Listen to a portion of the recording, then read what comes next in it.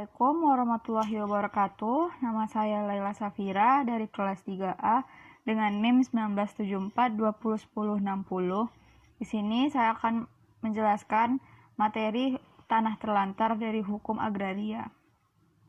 Menurut PKBPN nomor 4 tahun 2010, yang dimaksud dengan tanah terlantar adalah tanah yang sudah diberikan oleh negara berupa hak milik, hak guna usaha, hak guna bangunan, hak pakai, dan hak pengelolaan, atau dasar penguasaan atas tanah yang tidak diusahakan, tidak dipergunakan, atau tidak dimanfaatkan sesuai dengan keadaan atau sifat dan tujuan pemberian hak atau dasar penguasaannya. Lanjutnya, menurut PP nomor 11 tahun 2010, ditentukan bahwa apabila tanah yang bersangkutan sudah ditetapkan sebagai tanah terlantar, maka hak atas tanah yang bersangkutan dinyatakan hapus. Lalu, tanah yang bersangkutan menjadi tanah yang dikuasai oleh negara, dan hubungan hukum antara pemegang hak atas tanah dengan tanah yang bersangkutan dinyatakan putus. Di Indonesia sendiri, saat ini ada beraneka ragam pluralisme hukum dalam menentukan jangka waktu berapa lama tanah tidak diusahakan, tidak dipergunakan, tidak dimanfaatkan sehingga dapat ditetapkan sebagai tanah terlantar atau diterlantarkan. Peraturan Pemerintah Nomor 11 Tahun 2010 menentukan jangka waktu 3 tahun untuk menetapkan tanah terlantar atau ditelantarkan. Menurut PP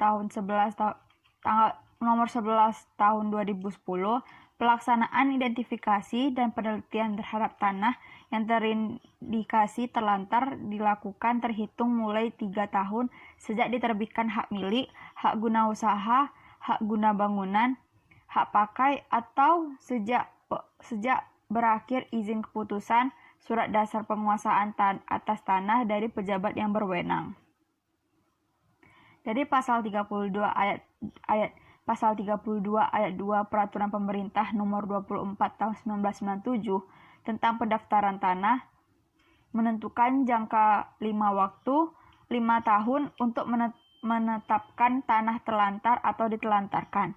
Pasal 24 ayat 2 PP 24 tahun 1997 menentukan jangka waktu 20 tahun untuk menetapkan tanah terlantar atau ditelantarkan.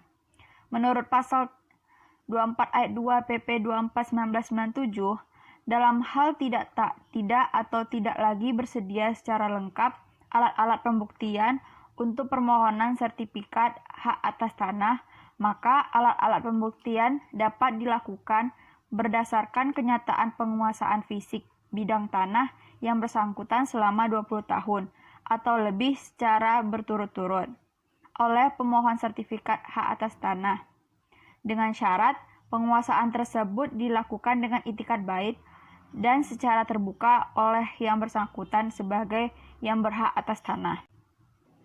Lalu pada pasal 1963 KUH Perdata atau yang biasa disebut atau bergelik Wetbook menentukan jangka waktu 20 tahun, 20 atau 30 tahun untuk menetapkan tanah terlantar. Menurut pasal tersebut, siapa yang dengan itikad baik dan berdasarkan suatu alas hak yang sah memperoleh suatu benda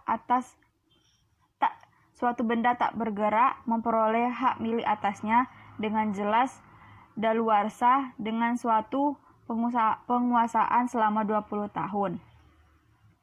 Objek tanah yang dikuasai oleh negara tanpa adanya hak atas tanah bukan merupakan objek dari hak tanggungan. Sehingga apabila bank menerima tanah terlantar sebagai jaminan kredit, maka akibat hukumnya adalah bank tersebut tidak bisa memberikan pembebasan hak tanggungan atas objek tanah tersebut.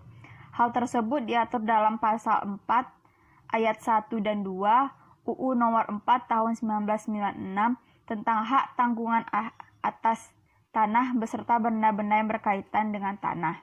Dengan isi ayat 1, hak atas tanah dapat dibebani hak tanggungan adalah hak milik, hak guna usaha, dan hak guna bangunan.